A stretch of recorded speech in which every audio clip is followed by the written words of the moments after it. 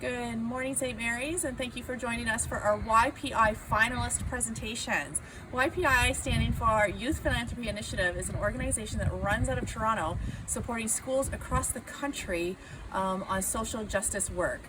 The idea is that students are to research a particular social issue belonging to their community and then find out what charities, local charities, are supporting this social issue, people in need.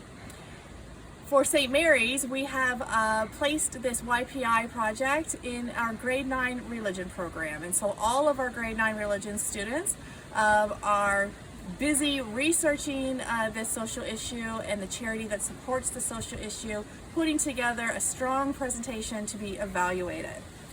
We've had 4 top finalists move on to our next round of judging. 2 from last semester's religion classes and 2 from this semester's religion classes. And so here for you to watch, we have 2 groups representing the Women's Center, 1 group representing Great Grace Equestrian, and 1 group representing the Reach Center. Please enjoy.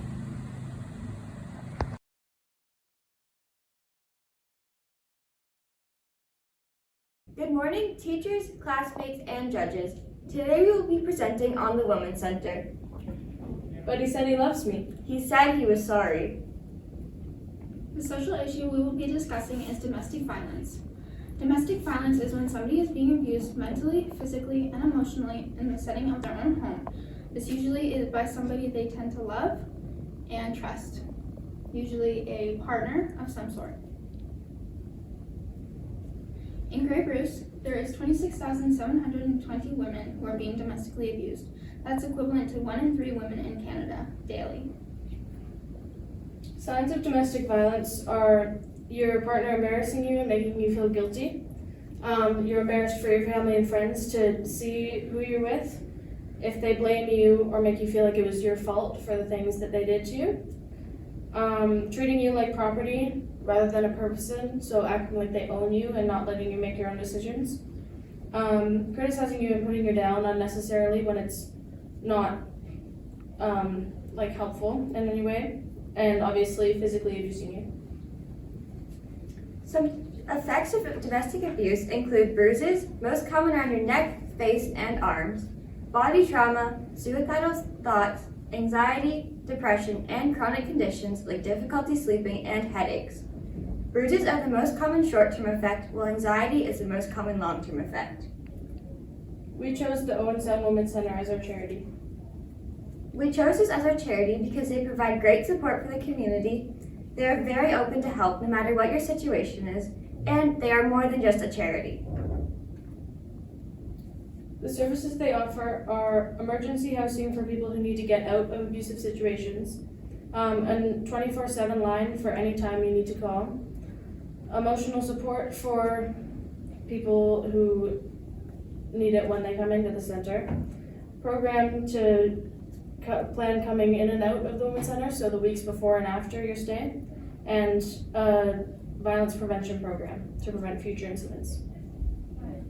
Weekly, the Women's Center serves about 2 women and 1 child.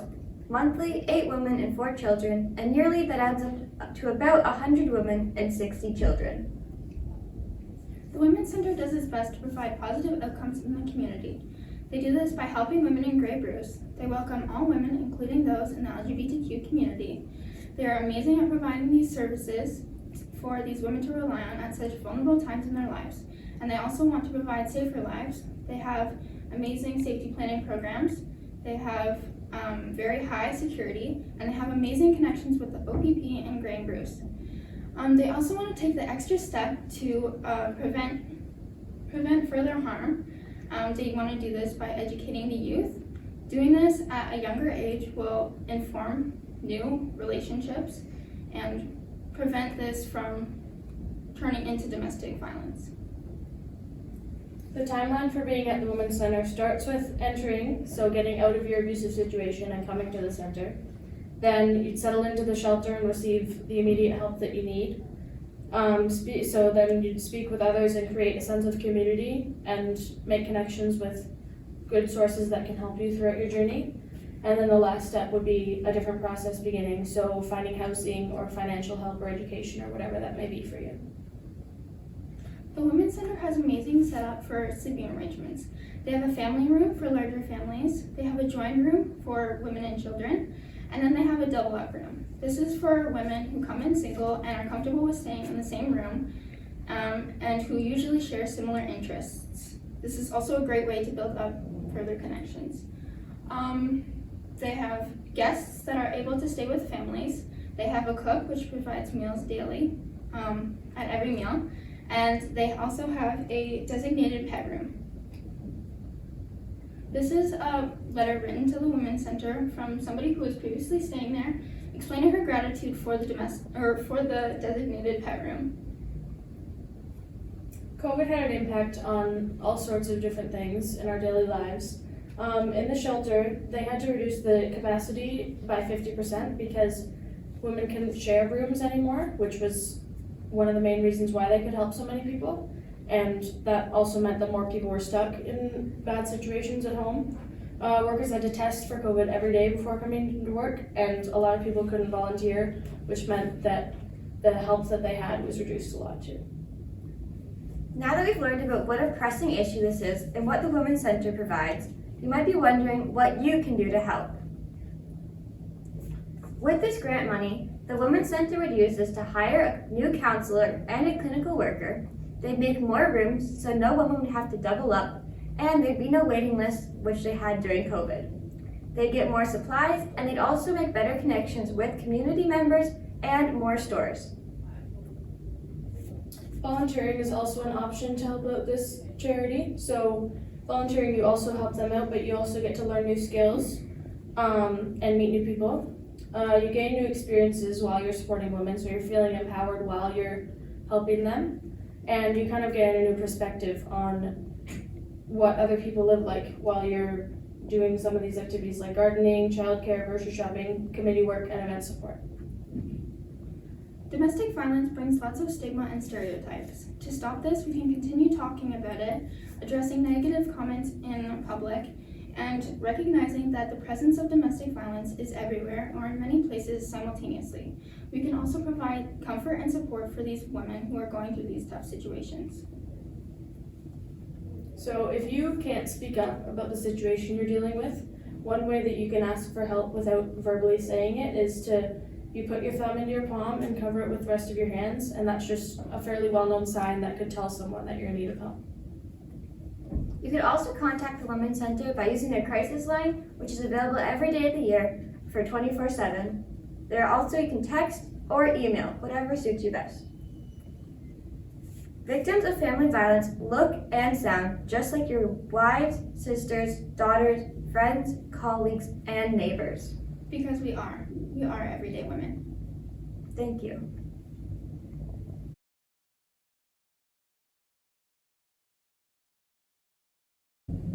Imagine our friend Peter. He has Down syndrome and has frequently been told that he'll never contribute to his community in any meaningful way. Peter disagrees and wants desperately to gain the skills required to acquire and maintain an employment position. If there was no support available, Peter would go along, never fulfilling his ambition. With centers like REACH and Owen Sound, Peter can work towards gaining valuable skills such as accountability, time management, fine motor skills, and more.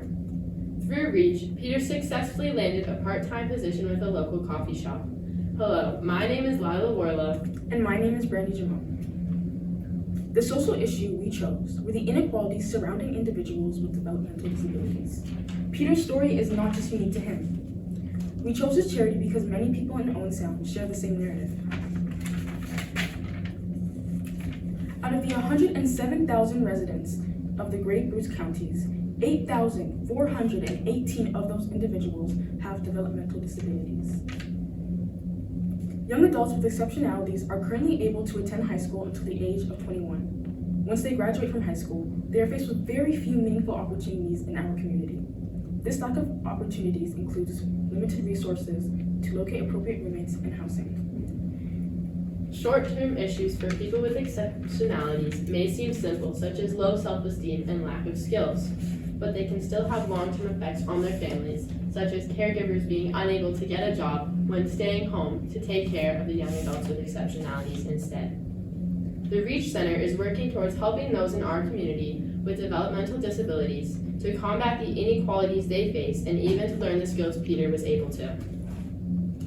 REACH's mission is to create community and provide opportunities for acceptance and growth. They have 6 core values. 2 of these values are: we are passionate in our commitment to providing opportunities for youth and adults with intellectual and developmental disabilities, and we believe in creating a safe, engaging, and inclusive environment. REACH services over 50 young adults, providing them with programs such as their Life Skills program, which focuses on assisting participants to be independent by teaching them community connections, social pragmatics, current events, money management, technology integration, and self-advocacy, or the Health and Nutrition program, which focuses on teaching healthy food choices, food prep, budgeting, and list building. Participants are able to attend said programs from Monday to Thursday from 9 a.m. to 4 p.m. One program we personally really like is the Good Neighbor program, which was created in collaboration with Nonprofit Housing. This program currently houses 3 REACH Center program participants living together in a newly built 3-bedroom townhouse as roommates with a subsidized Good Neighbor living next door for support and assistance. REACH decided to start this program due to the reason that there was a lack of options available for the 3 friends to live together due to their various intellectual or developmental disabilities. REACH Center recognized that they grew up together, went to school together, and hung out together just like any other group of friends. They are set up with their own good neighbor based on their own individual needs. So far, they have only seen great success and hope to grow this program to its full potential. A student at St. Mary's has a brother who has successfully attained many skills while attending REACH. Without REACH, their family would have had to teach the same skills, but it would have been less effective and taken much longer. There is a social aspect to attending REACH that directly applies to the life skills that are meant to be attained. Such skills that he acquired include doing laundry, washing dishes, and living with roommates. As you can see on the screen, we have 3 testimonials of participants of REACH explaining what REACH means to them. You can find more on the REACH website, reachcenter.org. I love seeing my friends at REACH. I love to go to O'Share to peel the potatoes and carrots. I love doing the art and swimming. I want to go to REACH. Goodbye, everyone. Okay. Now, it was not easy for REACH to accomplish all this success. REACH had a very moving origin story. In the basement of a local church, a group of 4 Owentown families decided to work together to provide daily activities for the young adults graduating from high school. They acknowledged the lack of available resources and support in our area. Starting out with just 2 staff members in 2014, REACH now has 7 and many more regular volunteers. As of 2021, REACH received a total of $612,992. 37% came from other revenue, 22% came from receipted donations, 23% came from gifts from other registered charities, 13% came from government funding, and 5% came from non-receipted donations.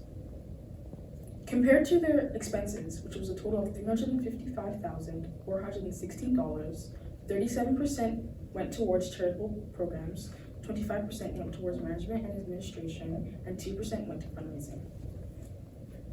As you can see here on the screen, we have a chart of REACH's expenses versus revenue over the span of 3 years since 2021. Comparing total revenue and total expenses during the years that they've been open, we see that the pandemic affected how much their services were utilized. It's heartwarming to see that in 2021, it appears more of their services were utilized. If REACH wins the $5,000 grant, they will put it towards bettering their already existing programs, services, and resources. They will make them more immersive and effective for members of REACH. They can also expand the community's awareness of their services. Just $25 could go towards a participant for a month for the opportunity to learn about the arts or to learn how to live a healthy lifestyle. Meanwhile, $5,000 in total could help sponsor and explore ways to find their voice through the arts. How can you change your attitude toward the stigmas affecting individuals with developmental disabilities? As most of us in this room have grown up in rural areas, you may not know of these issues, or you may ignore them because they don't affect you. Due to this lack of knowledge, we have a lot of premeditated biases or stereotypes about this particular issue. A big way we could fix this is by unlearning and relearning what is wrong and what is right, understanding how it affects those in our community and how to help those affected. Another great way is through two-way exposure. REACH provides a wide variety of experiences and opportunities that their participants might not otherwise have the chance to experience. Their hope is that they will discover an interest, talent, or skill that they didn't know they possessed, and that this might lead them to other opportunities outside of REACH, such as a new hobby or employment. This being said, community members will begin to see the ways in which people with developmental disabilities can contribute to our society. As our presentation comes to a close, we hope that now you also agree with why REACH would be an excellent choice for the $5,000 grant. Although we weren't able to personally visit the charity, through our research and communication with Program Manager Carolyn Haswell, we were able to learn more about our community. We felt great pride in seeing how much behind the scenes work happens. We would like to thank Mr. Kim, Mrs. Bolter, Carolyn Haswell, REACH, and you.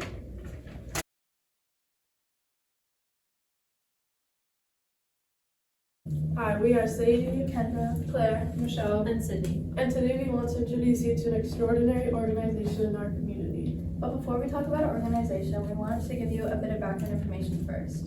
So our organization focuses heavily on mental health and mental well-being, so it's important to first understand what that actually is. Mental health covers everything from psychological health to cognitive function, mental well-being, and emotional health. It affects our thoughts, actions, and interactions with others, and because of that, it plays a huge role in quality of life. As they say, there's no health without mental health. A lot of people believe that mental health is only negative, but that's not true at all. Mental health can be both positive and negative. Mental health can help you lead, good mental health can help you lead a full life, when bad mental health can lead the opposite. Under the umbrella of mental health also falls mental disabilities. A lot of people with mental disabilities can lead full lives, but at the same time, these people face a unique set of daily challenges. This can mean that some people with mental disabilities feel isolated or generally different and disconnected from others. This can have a huge impact on mental health and put them at a greater risk of mental illness. People with handicaps are 2 to 10 times more susceptible to mental illnesses like depression. Stigma also plays a large role in mental health. The stigma that surrounds the topic of mental health can make it very difficult to seek help, and by consequence, a person's mental health can decline even further without the help they need. Luckily, in our community, there are many great resources dedicated to making life better for people with both physical and mental disabilities. One of those amazing resources is Grace Riding, which is the organization that we want to talk to you about today. GRACE stands for Georgian Riding Association for Challenged Equestrians. GRACE uses horses to provide therapy to people with mental and physical disabilities. And the participants, they often see positive physical, cognitive, emotional, and social change. Grace's mission is to promote and encourage individuals with challenges by offering programs that enhance individual development, socialization, and integration in the community. Their vision is to create a better world for people with physical, mental, and emotional challenges. And finally, their values are compassion, patience, and a determination to make life better for people with disabilities. They're located on Gray Road 17B, close to the old drive-in. Meet the horses. So that's Kate. She's new to Grace Riding but has previous therapeutic riding experience. And lots of riders love her multicolored pattern coat. We also have Feeny. She's the smallest horse but has the biggest personality, and she can support all different types of riders. And she's small enough that it's easy enough to like mount and dismount. And she loves making kids smile and putting flowers in her mane.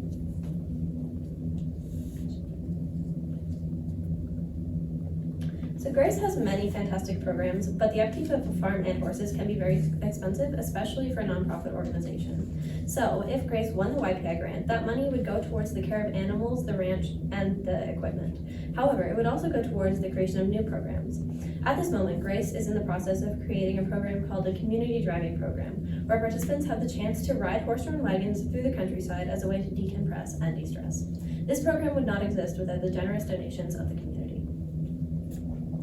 That's all great, but how can horses help with disabilities? So one of the programs offered by Grace, which helps specifically with physical disabilities, is hippotherapy, which name comes from the Greek word hippo, meaning horse. During hippotherapy, a rider is on the back of a horse, and the horse's natural gait is used to mimic the movement of walking, and also provides sensory and motor input. It helps the patient with stability and muscle and control. There's a false idea that hippotherapy and therapeutic riding are the same thing, but in fact they are very different. Hippotherapy is used as a medical treatment for physical disabilities, whereas therapeutic riding is more involved in mental disabilities, teaching skills and competence in riding. During horseback riding, a special bond can form between a rider and a horse called horse energy. This link can be very helpful for people with mental illnesses and disabilities, as it allows a person's emotions to influence the behavior of the horse. Because of this, riders are forced to leave any negative feelings or emotions at the door so that their horse doesn't sense this and act in a negative way. This can be very helpful for people struggling with, say, depression, as it allows them to de-stress and relax without any worries. Grace works heavily with mental and physical disabilities, but they have a particular experience with a certain few. The first is Down syndrome, which is caused when someone is born with an extra 21st chromosome. People with Down syndrome experience many difficulties in their daily life, like the inability to express themselves and a limited attention span. To counter this, Grace discovered that when people ride horses, their sympathetic nervous system is activated. This activation leaves people much more concentrated and calmer. Besides this, riders learn useful skills like communication through directing horses and engaging with the professionals and volunteers at Grace Riding. For people with disabilities like autism and developmental delay, Grace has also found unique ways to better their quality of life. People with autism and developmental delays often develop relationship with the horses and volunteers at Grace, through which they gain not only meaningful experiences, but also socializations, friendships, and the confidence to put themselves out there. Before we wrap up, we would also like to share with you one of Grace's many success stories where they helped to change a life. For several years, a boy with the condition arthrogryposis, which inhibits the mobility of his legs, hips, knees, and ankles, so much that he needs a wheelchair, has been visiting Grace. During this time, he has worked with Sarah Hall, the director of the hippotherapy program, with whom he had to face many physical challenges as well as mental ones. During each session, he gained mobility, flexibility, and strength, but also he gained self-confidence, a bit of independence, which really changed his mental state. He started smiling and laughing, which really warmed the hearts of the volunteers. Grace works every day towards the goal that he can one day stand by himself. The boy's mother even said, "Grace has literally become our saving grace." Thank you for listening and taking an interest in this incredible organization.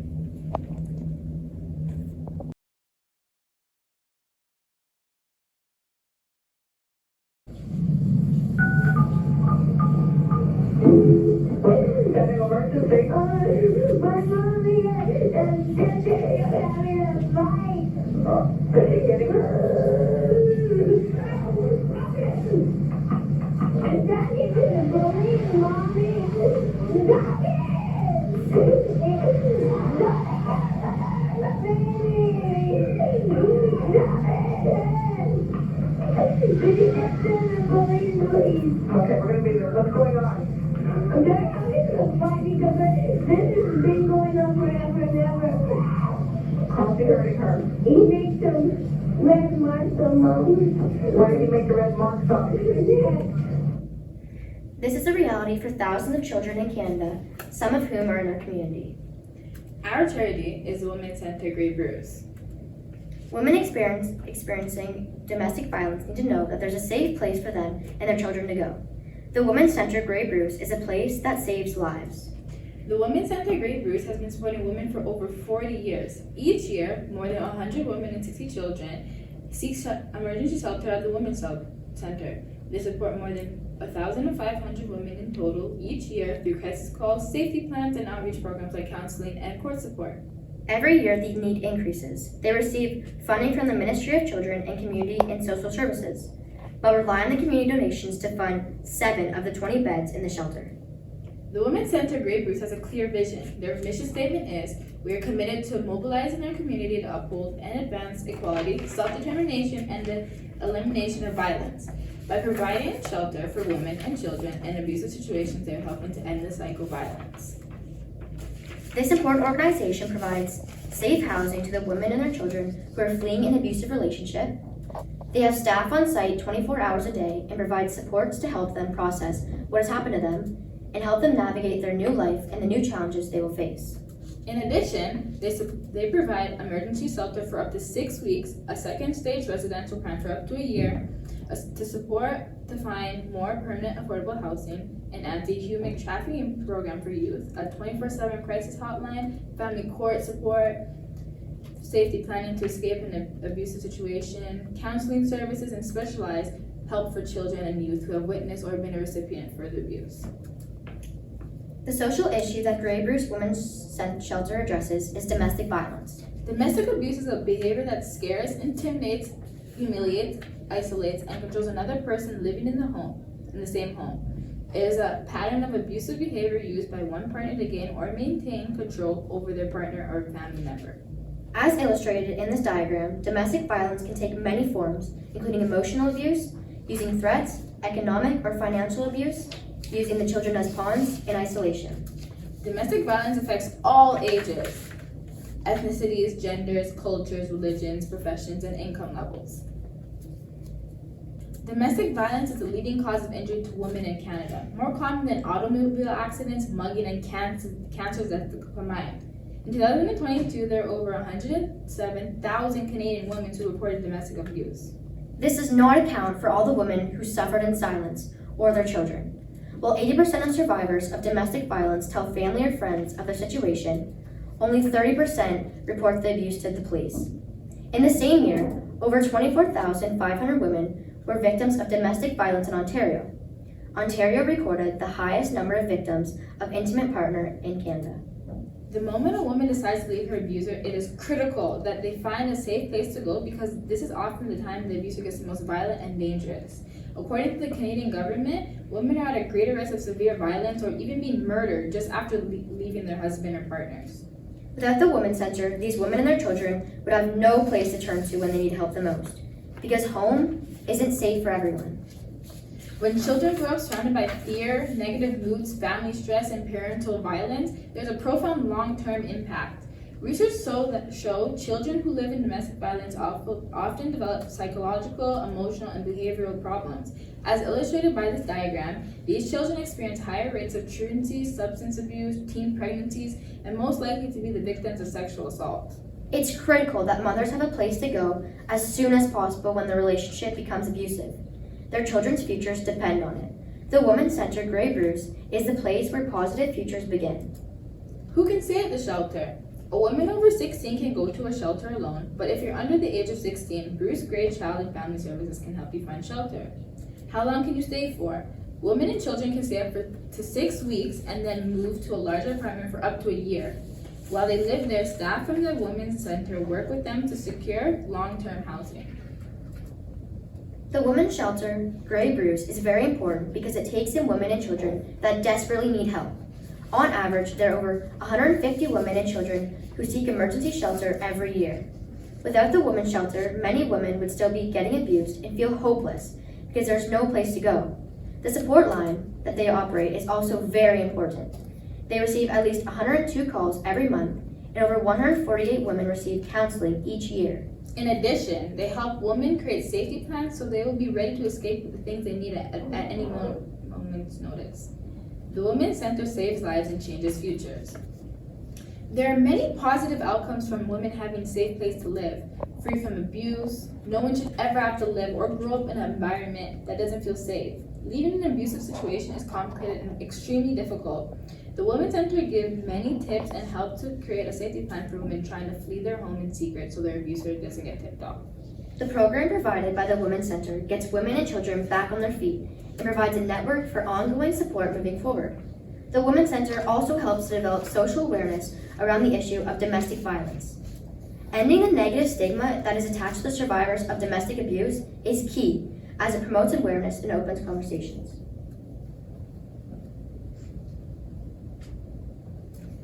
The Women's Center is a nonprofit charity that is partially funded by the Ministry of Children, Community and Social Services in Grey County.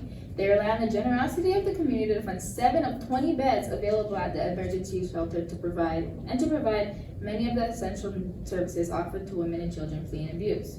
There's not much money left over for these little extras. When we visit the emergency shelter, we asked what an extra $5,000 would mean to the Women's Center. They said it would be a godsend. They would be able to provide additional extracurricular activities for the children who've had to let their lives that are turned upside down. They would provide the women that they serve with a few little extras that they might like to have, but couldn't grab when they're fleeing from their homes. They could renovate some areas of the shelter that needed overhaul, such as the shared washrooms. There is a wish list of things that would help to make the women and their children feel more at home in an impossible situation that no one wants or expects to find themselves in. With 2,077 days of residential stay on average per year, there are always items that are needed at the Women's Center. Even if we don't convince you that $5,000 should go to the Women's Center, we encourage you to choose one of the following items on the shelter wish list and donate it on your own. Personal care items are in high demand. Having new things to use like new PJs or a new shirt provides as much needed boost to the self-esteem of the woman who has arrived in just clothes on her back. There's a cook at the women's shelter that provides meals for families that stay there. They share a kitchen, living room, and bathroom with other families. Having extra kitchen and food items helps everyone who stays there. Items for the bedroom are in high demand as each family only stays there for up to 6 weeks.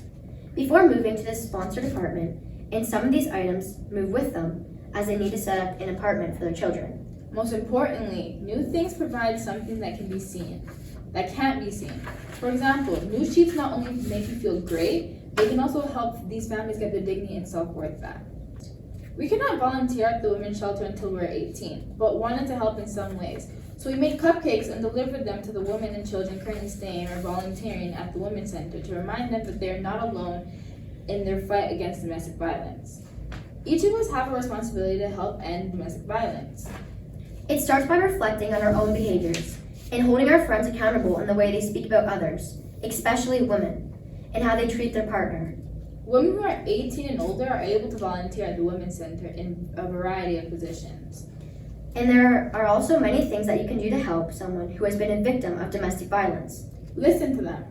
Sometimes a person may just need someone to hear their story. Believe what they're telling you, even if they have chosen not to tell you everything, and make sure they know it is okay to feel how they're feeling. Be patient and check in to see how they're doing if they need any additional help, and encourage them to contact the Women's Center and do not give up on them. Victims of domestic violence need support and encouragement. They need to be seen, heard, and to understand that what has happened is not their fault. A purple ribbon tells everyone that you stand against domestic violence and that you will speak out to stop violence against women and their children. It also says that you will treat your partner as an equal and with respect. We hope each time you see the color purple, it reminds you of a woman in our community who are bravely starting a new life as soon as they enter the safety of the Women's Center Grey Roos. But what the Women's Center really provides is hope when all seems lost. Imagine how much more hope the Women's Center would be able to provide with an extra $5,000. The Women's Center Grey Roos is where abuse ends and healing begins for women and their children. $5,000 would make a world of a difference to children and their moms who need us right now. Ending domestic violence is all of our responsibilities, and we'll have a head start with $5,000 donated to the Women's Center Grey Roos. When you vote, please choose the Women's Center Grey Roos. Thank you. Thank you for tuning in and watching our 4 finalists battle it out for our winning spot, our winning prize for YPI.